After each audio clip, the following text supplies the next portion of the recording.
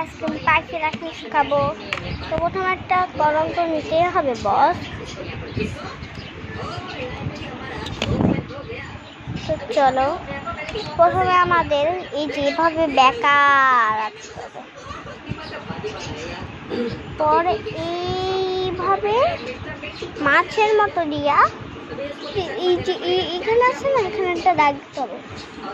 পাখির ডান্ডা উঠতে হবে না, এইখান থেকে এইভাবে এই যে এই রেজে রেখে নিয়ে যাবো। পরে আমরা একটা চোখ দিব, পরে একটু চোখ দিব, একটা ঠোঁট দিব, আমরা ঠোঁট দিয়ে আমরা ওর পাগুলো রেখে নেব। পরে ওদের বসার জন্য একটা ডান্ডা দিব,